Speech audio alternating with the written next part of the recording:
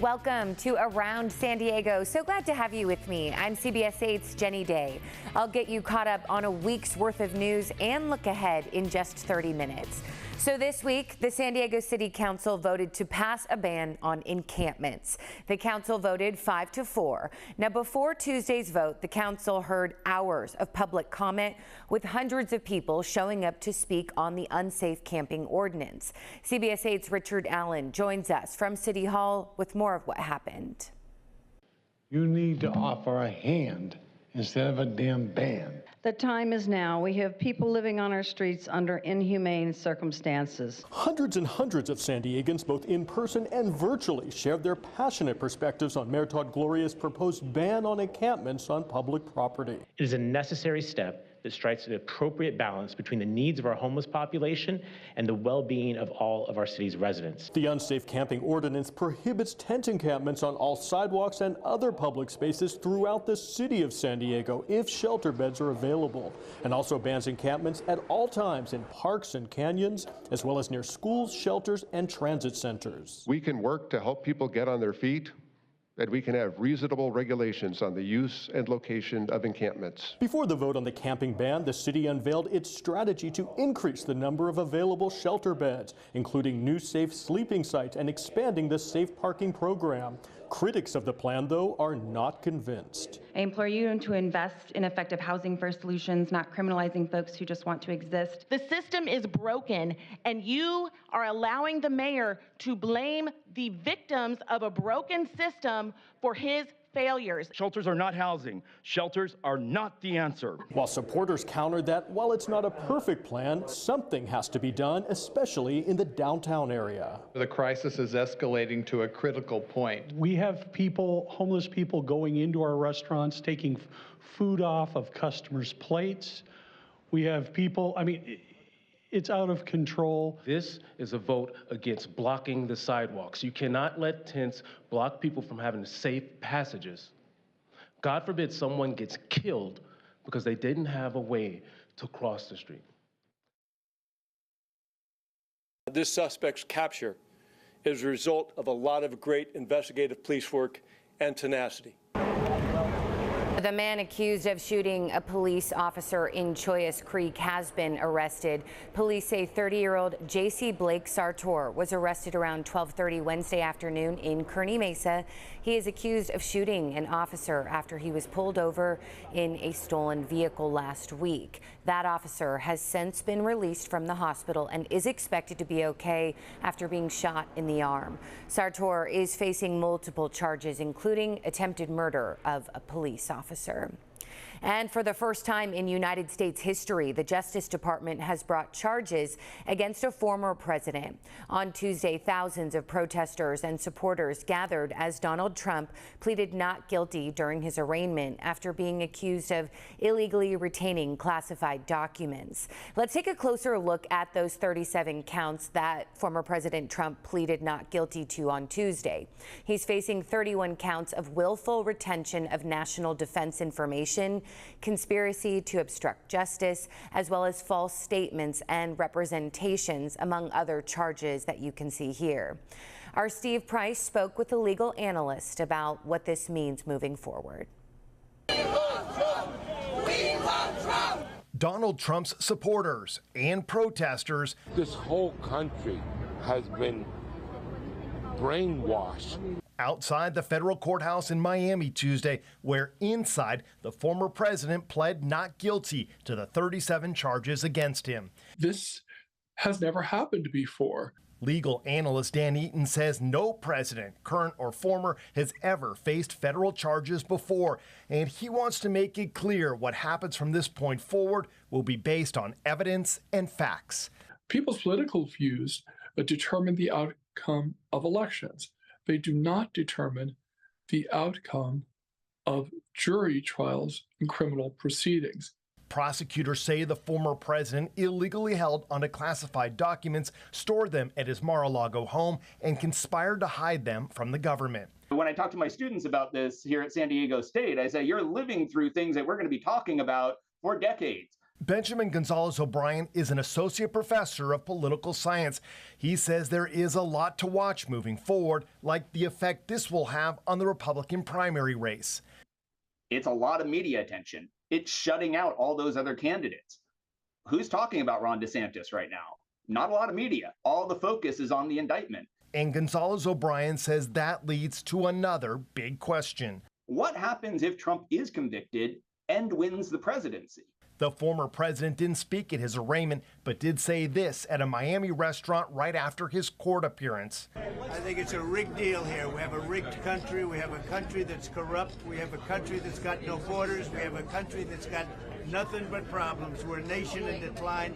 And then they do this stuff. If convicted on all charges, Donald Trump could face several years in prison. And legal experts say they definitely expect this case to go the distance. Donald Trump is not going to plead guilty to any of the things with which he has been charged or any lesser charge.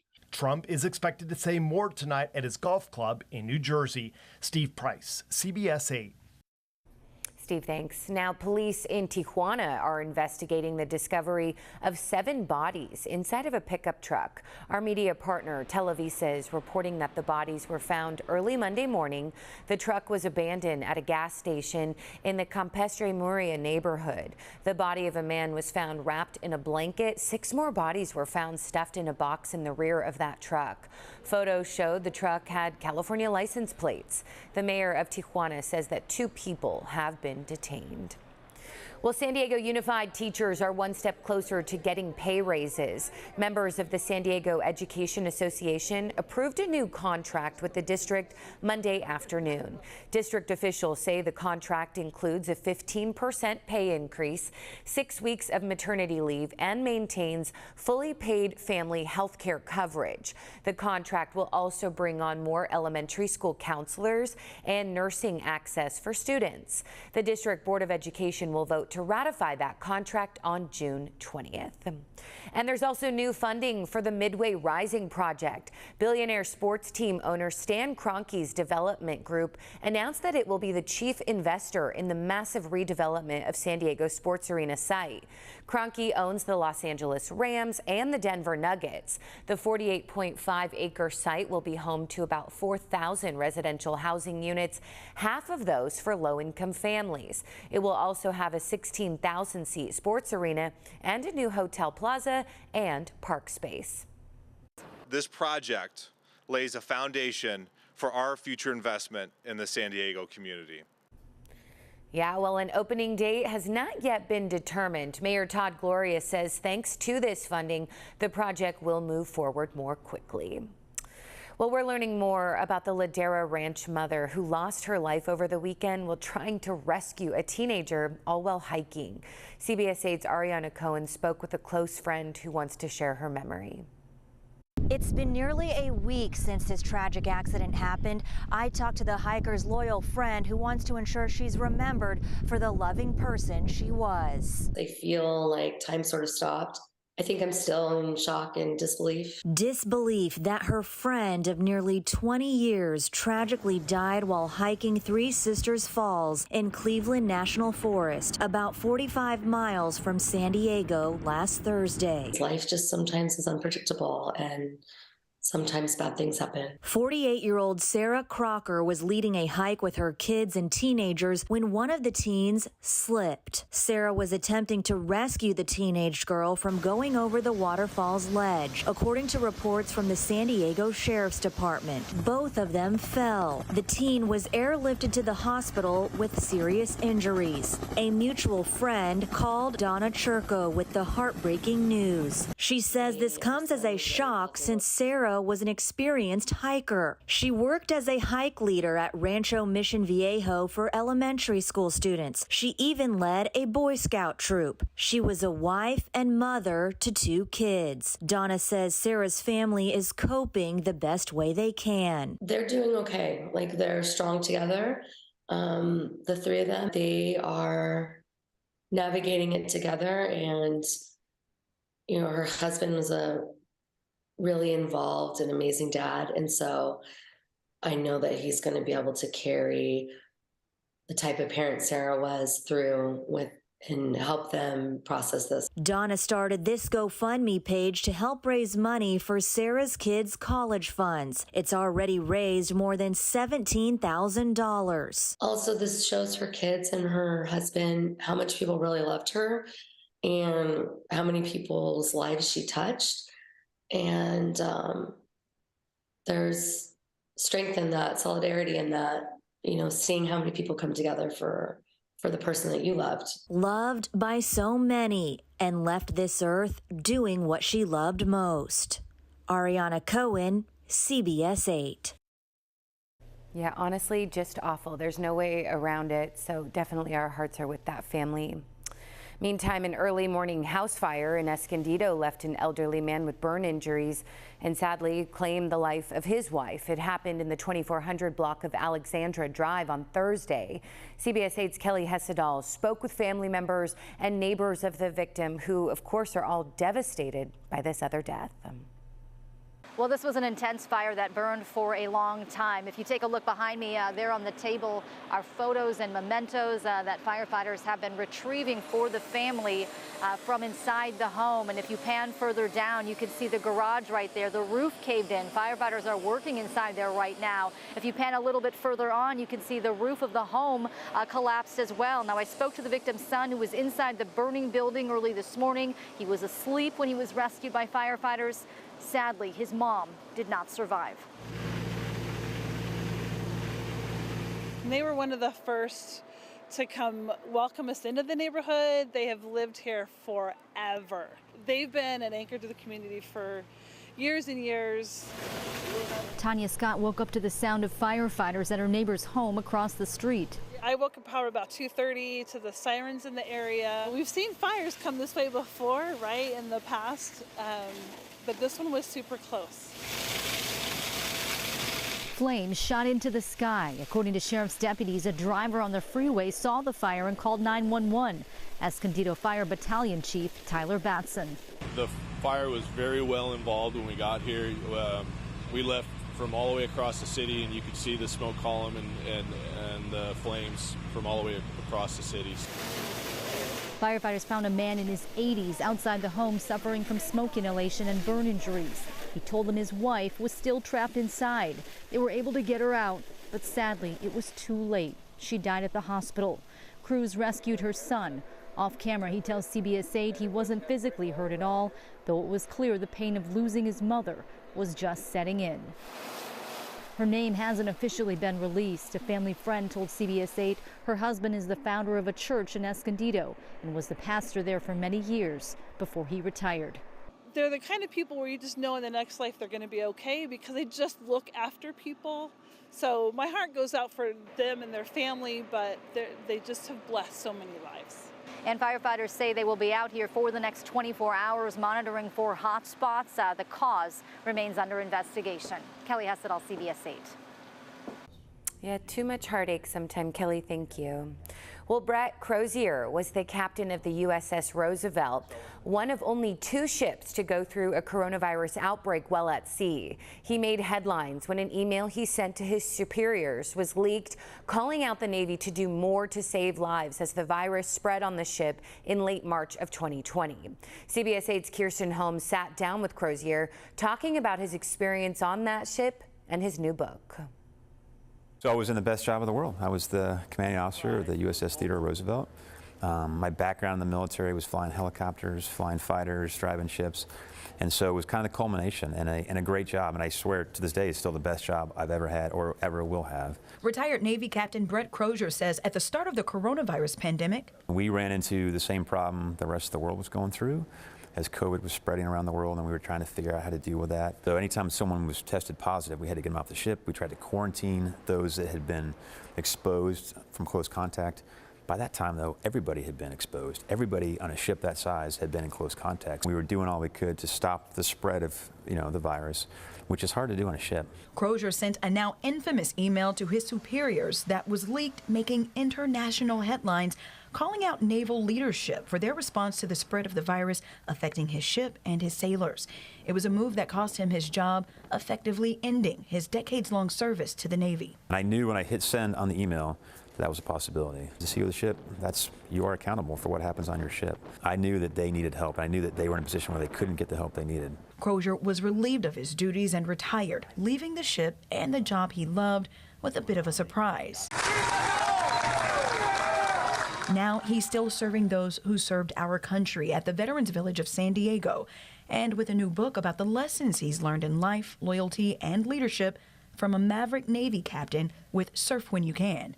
Even if you're, in my case, a conscience versus career moment, and you have to make a decision, I'm always going to err on the side of the conscience, which in my case was taking care of my sailors. Kirsten Holmes, CBS 8. And there is some more good news to this story. Crozier received his full retirement benefits from the military and says he was well taken care of after that ordeal. You can catch Kirsten's entire conversation with Brett Crozier, including more details about his time on the USS Roosevelt, how he got his crew to Guam for help, and more from his new book right there on our website, cbs8.com. Well, millions of women have stepped up to serve our country, and it's all thanks to an act that was signed more than 7 decades ago. CBS 8's Ariana Cohen talked to local female veterans and shares why they are celebrating. Yes, I talked to 3 local female veterans from the Navy, Army, and Marine Corps to showcase how important it is to recognize females who served our country. 75 years ago today, President Harry Truman signed into law the Women's Armed Services Integration Act of 1948, paving the way for women to officially serve in the United States military. This act in a lot of ways was the first step in ensuring that women could serve as full members within the military. Marine Corps veteran Jody Grenier is the CEO of the Foundation for Women Warriors, a 103-year-old local nonprofit organization that provides services for female veterans. Because women have served for so long, dating as far back as the Revolutionary War, women have not had the same recognition as their male counterparts, and we provide services to ensure that their transition from the military is eased, and we also do, try to do our part to honor their service. These veterans also work for the foundation. Stephanie Vaca served in the U.S. Navy for 4 years and was deployed twice. Cynthia Taylor was a logistics specialist in the Army for 7 years. I think it's important to never underestimate a female veteran. They do have a story to tell. They tell me it's important to share their stories so that female veterans get the recognition they deserve, especially on a day like today. Today is very important just to be able to call myself a veteran. Without this Integration Act, I wouldn't be able to do that, and it's an honor to be able to do so. Now, more than 3 million women have served the country since the Revolutionary War, proving that women can do it all. And just showing them what you're capable of, and you are capable of doing the hard work that men are doing, and how resilient women are as well. Ariana Cohen, CBS 8. Yeah, amen to that. How inspiring. Ariana, thanks again. Well, meantime, an Army veteran who suffered a brainstem stroke needs your help buying a mobility van. As we take you in the Zevely Zone, Jeff is in Vista to see the strength of a soldier firsthand. After serving his country overseas, Army veteran Jared Hahn needs your help just leaving the house. Jared Hahn fixed Apache helicopters in the Army. Jared's a veteran. His brother served. He and his wife, Vanessa, have 5 sons. My oldest son is currently in the Army. Our second oldest son was in the Army as well, and he passed away in 2020. Aben took his own life, and then last August came another crushing blow. He had a brainstem stroke. He lost all function in arms, legs, everything. We're really looking forward to doing whatever we can for Jared and his family. Ed Berger and volunteers from the Poway Veterans Organization are making Jared's home wheelchair accessible. He really needs to be able to get into the bathroom down there at the end. And he can go down the hallway, but he can't turn into the bathrooms. Jared also can't leave his house. We need to have a way for Jared to just get around. The family has a GoFundMe page, hoping to raise enough money to buy a mobility van. If Jared needs to leave the house, he really can't. We can't go anywhere. Months ago, his quality of life was so poor, doctors told the family they might consider euthanasia. Unlike other strokes, he never lost any cognitive ability at all. So to imply Jared had a life not worth living? So callously. This Army veteran was ready to fight. Look at his head. He is moving his head. When Jared was told he'd never get off a ventilator, he did. Could you mouth something? Hi? Are there any? Hello? Are you looking forward to going to Craig? Love you. Spread your fingers out. He also started moving his fingers and legs. Jared is flexing his muscle. Keep doing it. He's flexing. Then came the wheelchair. The man who was told he'd never talk again now has this to say. I'm just super grateful for everybody that has stepped up. Total strangers, people I would never think of. So what's next?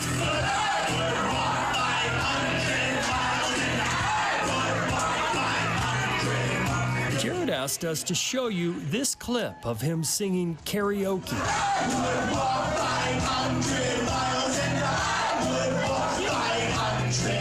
You know the song about a man who promises to walk 500 miles for the woman he loves. Never question the heart of a soldier. In the Zevely Zone, Jeff Zevely, CBS 8. Goosebumps. Oh, Jeff, thank you.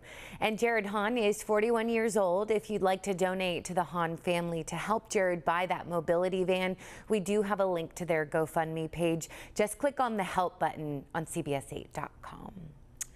Well, an image of a man experiencing homelessness playing the trombone in the gas lamp has become a bestseller for the local photographer who captured that image back in 2021. Jim Walter says he wanted to know the musician's story, but couldn't find him until recently. CBS 8's Abby Black shares the new note in their friendship.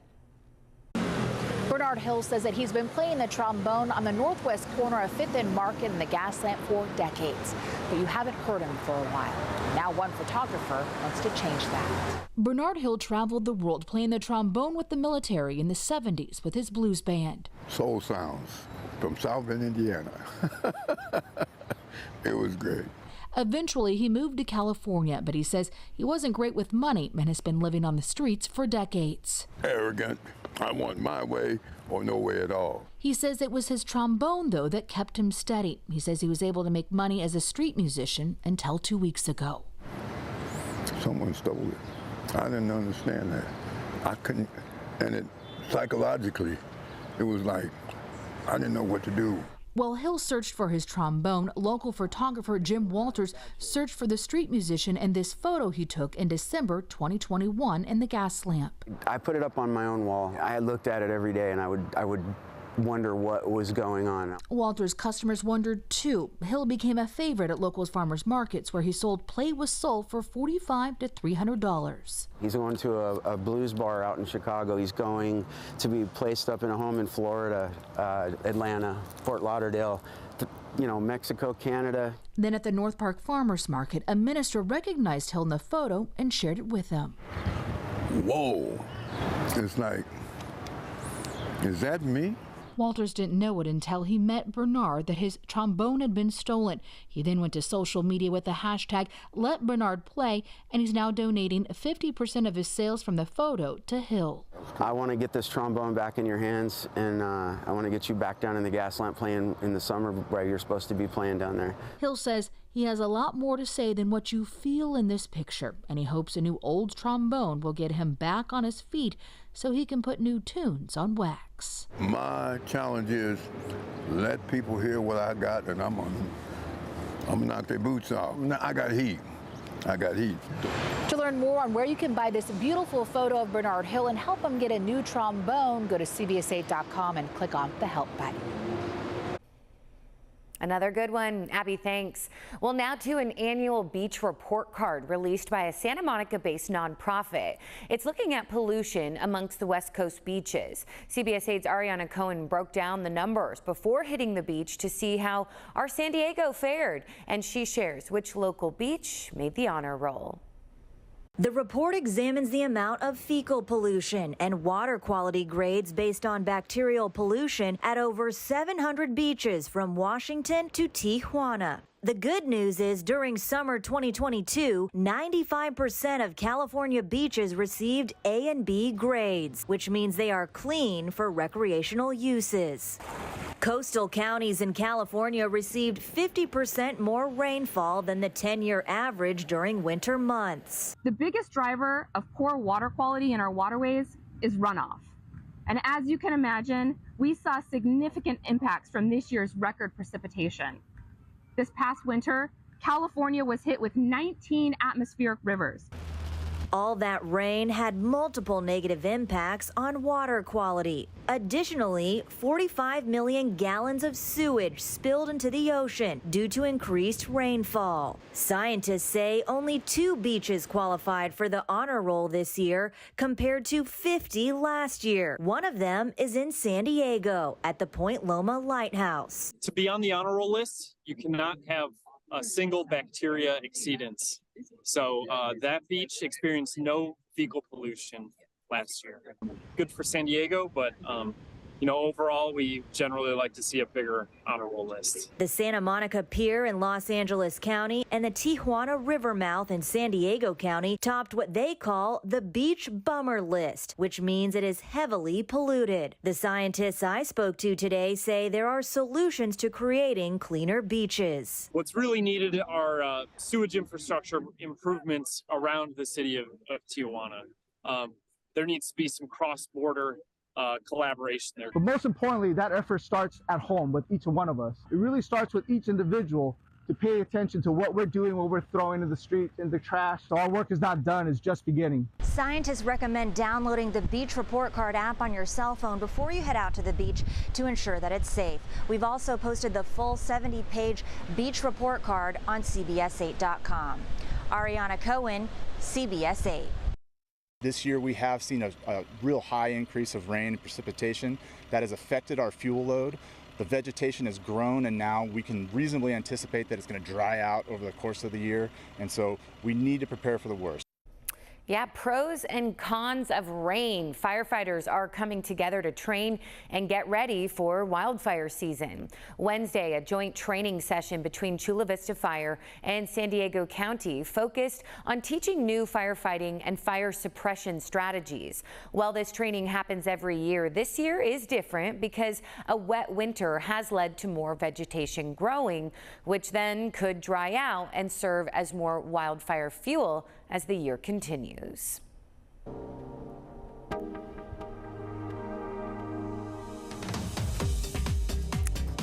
And here in San Diego, we know that there is plenty of wildlife all around us, especially where the urban landscape pushes up against open space. But do you really know how close animals get and how common they are? Well, a professional photographer who used to photograph polo ponies has focused on wildlife now in his backyard. Sean Stiles looks at the images from his home in Poway and has them in this Earth 8 report. If you slow down when you're out in nature and look around, you'll be amazed at the wildlife you see. And that's exactly what photographer Jim Bremner's done. Those flashes going off, they're all part of this elaborate trail cam setup that he's got.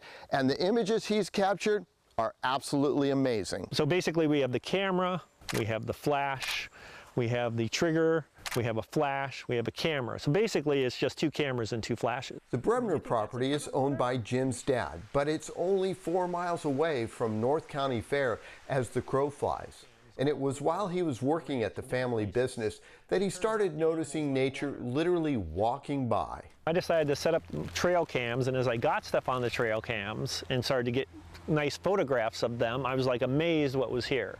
The images of the animals were incredible. So, to the delight of those on Facebook, he started posting. A long-tailed weasel, then basically a female bobcat, a coyote puppy, a bobcat kitten, a raccoon, the mountain lion, which is my biggest predator out here, wild turkeys, baby bunnies, of course, deer, which we'd expect. And the list goes on. Bremner is amazed at the photos of animals he's captured, especially so close to urban sprawl. I'm shocked. When I look at my list, it's like wow. And then it's like, wow, I took these. Jim didn't just stumble into this. For the past couple decades, he's photographed polo ponies, but it did take some time for him to adjust to wildlife, which paid off with this mountain lion photo. I was patient, it came through, I had everything wide open, and it caught like 8 shots of the sucker going through. And it stopped and looked and goes, what's that clicking? The path is just behind the waterfall where the cameras are, and yes, it's real. I have 2 cameras set up, they're both triggered by the same trigger. So if the animal's going this way, I get the front. If it's going that way, I get the back. Opportunity also comes knocking, like when a bobcat and her kittens triggered his Ring doorbell. The mom had jumped off the fence and went down the canyon, so I'm over the canyon trying to find her with my phone. Couldn't find her. I look up and there's a bobcat kitten looking at me in the tree. Bremner says it's about paying attention. Just be aware of their surroundings and to look around a little bit. If they like seeing animals, take a look and see what animals are in the neighborhood. They're there. They just don't see them. So this may look like we're in the back part of San Diego County, but as you heard Jim say, we're just 4 miles from North County Fair. So if you take the time to look around, you'll be amazed by what Mother Nature presents. Sean Stiles, Earth 8. Whew, you're kind of in denial that we're all coexisting, but we are. There's proof. As always, thank you so much for your time. Thank you for staying informed. Join me each week as I take you around San Diego. For CBS 8, I'm Jenny Dave. Take such good care.